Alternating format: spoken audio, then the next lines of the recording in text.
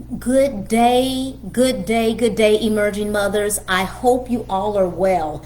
I decided to jump on just a little earlier because it seems as though the questions I'm receiving, I just did a talk on that with some parents. There will, let's just say, out of about 55 or so people, a majority were mothers, and of course there were about 2 men, but the last thing I want to do is exclude them, so I'm going to say parents as opposed to mothers. But we just had a conversation regarding how we can identify whether our teen is actually ready to transition out of the home and to head off to the college campus. And so as I saw some of your questions, I said, let me just jump on there and just begin to address some of the questions that I'm seeing, of course, in my DM. So let's just begin here. And I know that as a few more people are coming in, let's just begin with that whole piece as it pertains to time management. Let's just start there. Now, we know for a fact that a student's day is already scheduled. It's already structured. It's already planned. We know that our students are back in school, and when they go to school, of course, their day from morning until the afternoon hours. I mean, you have classes all day, you have lunch somewhere midway. Of course, there's pep rallies, there's clubs, there are tutorials that happen, of course, during the school. Team building, team groups are getting together, completing projects during the day. That's already structured. That has been put in place by whether teacher or faculty or the district themselves have already put that into place. And then after school, of course, our teens, if they're in the sports, if they're focused on the arts, in a play, maybe the theater's hosting a play, what have you, in the evening, that's already structured as well. And so what I'm recommending that we do is we sit down and we co-create the schedule that our teen is using. So if those things are already structured, then how would they even know how to go about making sure that they're appropriately putting what's on a schedule that needs to be on there? And so I would ask you to consider this. When you sit down with your teen and as you're looking at their schedule, then of course they have maybe due dates for homework and those types of things on there. Maybe they have quizzes on there. Maybe your teen even has maybe some test dates. All of those different types of things are in their schedule. I would ask you to, as you're going through their schedule, just to make sure not only is the due date for the homework, of course the exam dates, but let's include, whether there are dances, holiday parties, celebrations, the SAT, the ACT, though that information and when fees are due there. Also, the college application due dates, we want to make sure that's in their schedule. Chores, some of their chores that maybe leaves their mind and they forget to do, that can be family gatherings, of course, vacations, outside excursions. From time to time, something is being hosted outside of the house. We want to make sure that's in there.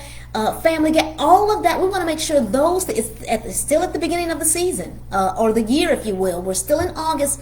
This is a good time, again, to co-create their schedule with them, just so that when they transition out and they land on the college campus, guess what? They'll receive their curriculum, they'll receive their schedule, and they'll already know how to put that together. And so, because the inability to do this now allowing them and helping them to know how to go ahead and manage that schedule before they hit the college campus can be a recipe for disaster and the making of lifelong procrastinators. So we want to make sure that they are crystal clear about putting together their schedule. They'll already know how to do it when they're on the college campus. And I just think it's just a win-win for everyone involved. And so as they are following this schedule, then it will become routine for them. And mind you me that, you know, we can just continue to keep putting together a schedule, putting it together. However,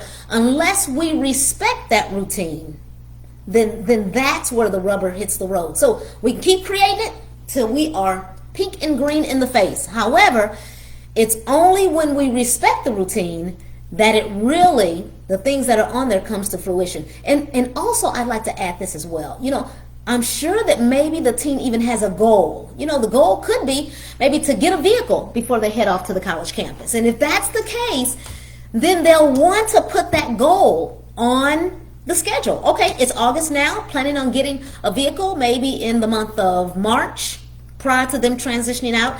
So then I'd put it in the month of March, and then I'd begin to walk, take some steps backwards, and I'd plan backwards starting here in August what needs to take place between now and then in order to make sure that goal becomes a reality. So, you know, if they're working or if we're putting some dollars aside or whatever is happening, then we want to make sure that that happens and we can put that on that schedule, and that will, of course, teach them goal setting as well, which is absolutely phenomenal. And so, if you will, please, drop down in the chat what type of time management tool your team is using. Is it just simply a day planner, or is it maybe they're doing some block calendaring? Maybe they're using what's called Focus Keeper. Or is it Google Calendar? Some people use ClickUp. I use two time management systems.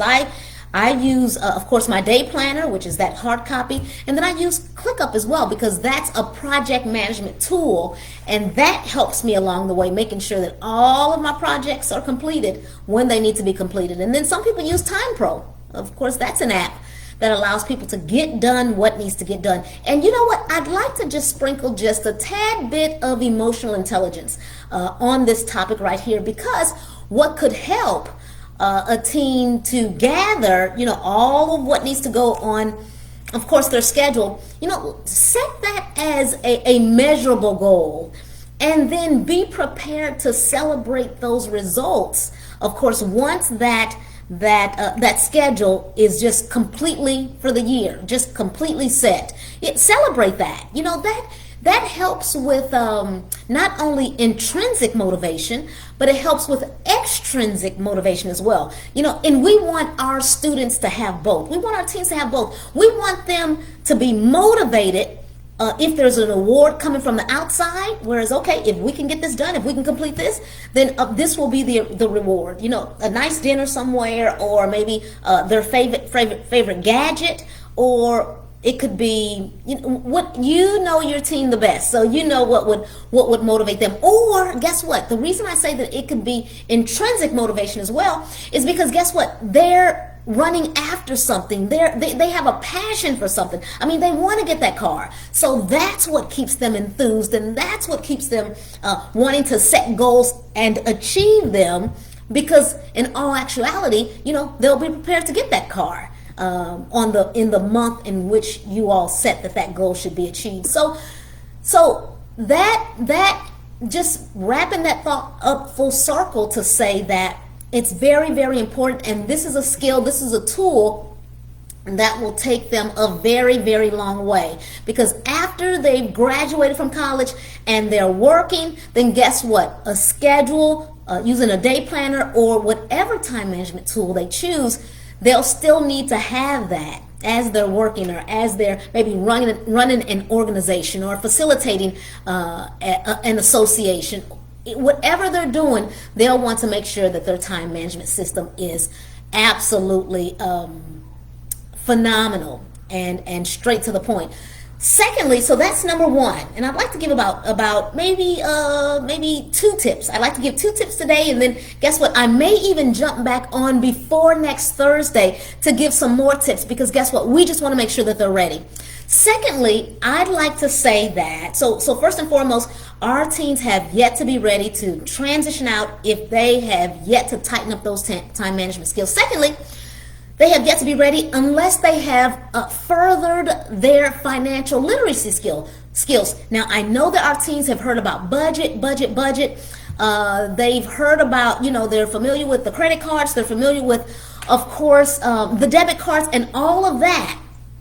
But what I've done with my 9th grader, and what I'll do with my other daughters as well, is we will be talking about just a bit the real time, being able to make snap judgment decisions in real time. That's what that financial literacy is all about. Being wise with the dollars, being smart with the dollars. And so I will be showing mine, of course, my older two, this week alone, this tool that can be used so that they can, of course, be able to make decisions along the way. And this tool, if you will, it entails a teen going on a journey with a couple of other teens. And maybe they're going to, it's a road trip, going to Chicago, going to Illinois, Chicago, Illinois, or going on the East Coast, or going, just traveling on a journey. And then they're given, before they leave, $500. And along the way, they're able to, of course, make money. They can work in a soup kitchen, they can wash cars, and then, of course, those are dollars that are credited to their account. Also, we know, mothers, that there are expenditures that will surface as well. Maybe we need, of course, we'll need to put gas in the car. Maybe we'll need a tire. To purchase a tire. Maybe we will need to, I'm saying maybe, but we'll need to eat food. So there are things that we will need to spend money on. And so what it does is it helps you as you sit down with your teen and you talk about this particular tool, then it helps them. You can just kind of allow them to lead the way. And they will be able to, spend the money for the gas. They'll be able to, of course, purchase food from time to time. It's a good system, if you will, that will help them to make wise decisions along the way. And also, they're with a couple of friends, and they'll need to practice emotional intelligence as well, because when you have folk who are in a car together, then of course there are just certain soft skills that they'll want to implement and also display, because everyone needs to get along. So if you will Google Hit Road Financial Adventure, then that will take you to the video. It still should be up, but it's called Hit, H-I-T, Road Financial Adventure.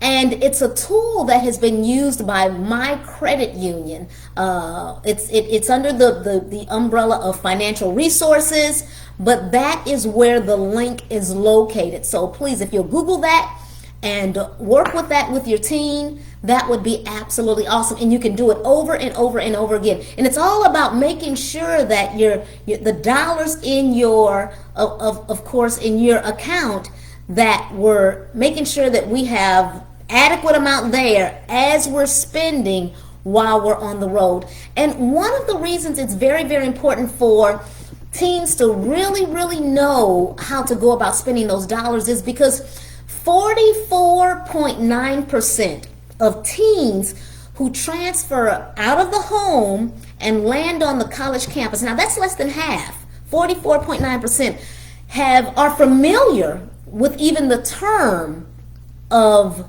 financial literacy. Have they practiced it? A very low percentage of that amount have.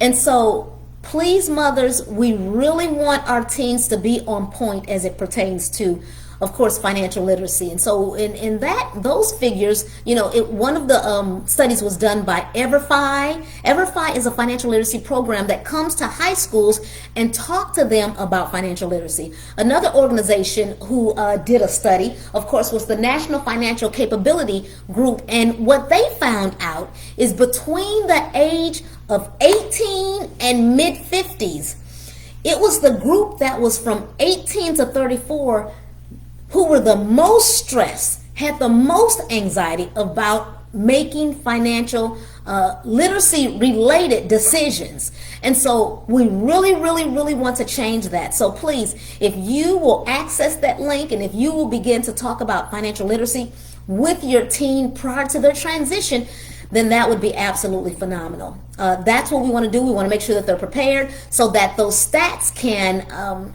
we can make sure that we turn those stats around. And then also there are some apps on our cells that we carry every day. There's an app called Good Budget. There's an app called Mint. And again, we just want to make sure that they're prepared. So if you will, mothers, please, please, please help them in that way. Help them in that way. Okay, so I want to just talk just a little bit about one more. And the one more I want to talk about, that is evaluating their emotional and psychological skills. Now, you know your teen better than anyone, emerging mothers. And so have you had the opportunity to just sit back and just watch your teen, just analyze their behavior and their emotions? And are you, as you're doing that, have you noticed any difficulty regarding their listening skills, regarding them waiting their turn to speak in a conversation? Have you noticed while they are in conversation, them staying on track when conversing, them understanding another person's feelings and emotions? What about them getting along with others? Or accepting the differences between themselves and others? Have you identified or have you really analyzed the way they resolve conflicts or show empathy or express their own feelings? How do they go about avoiding distractions? Because we know, you know as well as I do, that when you're on the road towards a goal, and I'm just really picturing in my mind, back when I was at a university, myself as a student in the 80s, you could be in your room doing your homework, just knocking them dead with those assignments. But there's always those people, it could be one or two, it could be five, who are just like up and down the hallway, may have homework themselves, but are they trying to do it? Maybe not at that time. But they're knocking on folk doors, wanting to talk, let's go get a bite to eat. And let's be honest, there are also some folk on the college campus carrying backpacks. Are they enrolled?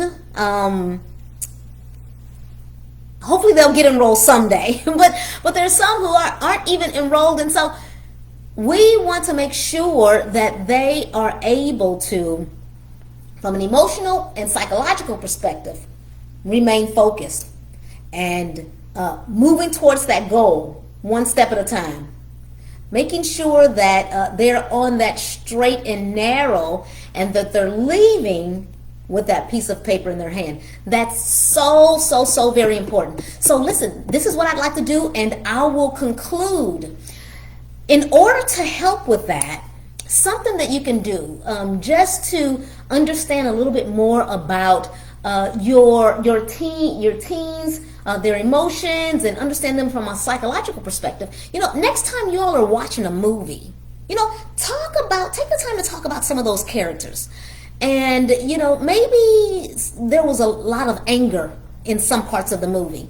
And then maybe you can inquire of your teen, regarding how maybe a particular character handled a matter or handled themselves. And asking your teen, well, how would you have handled it? Or how do you think that they could have improved their response to that matter, that character in the movie? There are also, ways whereas you can maybe play a game or read a book or read an article together. And even if it's an emotional filled article, or, there's always something to ask about, whether, right, it's a board game or an article or a game, maybe some type of card game or something along those lines.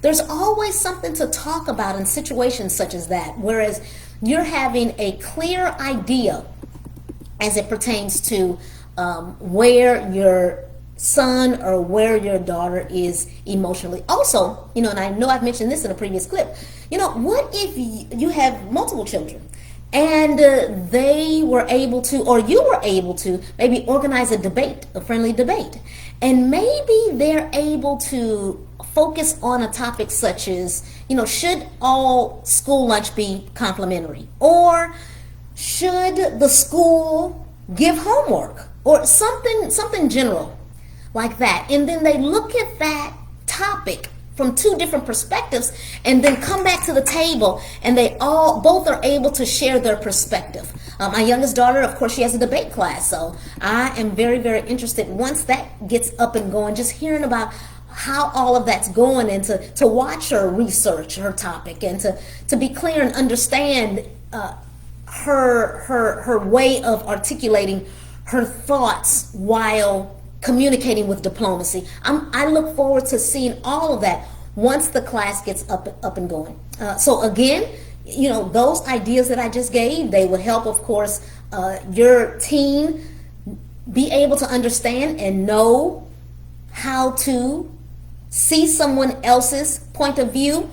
If there's a debate that's taking place from both sides, it teaches them to consider the other person's perspective. And then it allows them to consider the feelings of other people, which we want them to be able to do. It helps them to practice their conversational skills, also their listening skills. It also teaches them how to take turns when speaking. It helps them to ignore distractions. When we talk about ignoring distractions, being in a debate class helps to do that. Also, it helps them to do a couple of other things. It helps them to follow instructions. And then, most importantly, it helps them to self-advocate. I mean, that's so important. It's so important because when they land on the college campus, whether they need to communicate with a professor, whether they need to communicate with other individuals in their organization or association, maybe with their advisor, they'll need to know how to advocate for themselves. Also, guess what else it teaches? I know I mentioned two more, and that was two, but one more is, when they land on the college campus, they will see lots and lots of other students who are unfamiliar to them. And so students and people who are raised in other families and their backgrounds are totally different. Maybe in their family, they did a lot of teasing, a lot of joking around, maybe even borderline bullying. And then they come onto the college campus with your teen, who was raised differently. Debating, being in a debate class, it teaches you how to cope with others and to stand up for yourself so that you can defend yourself if you're on the receiving end of any bullying at all.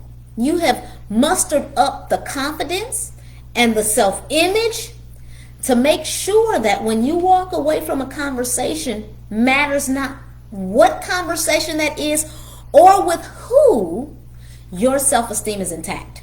So I would encourage you, please, to allow there to be some type of activity whereas your teen is able to be a part of some type of debate. I think about over the summer, when, of course, my daughters and we would cook in the kitchen.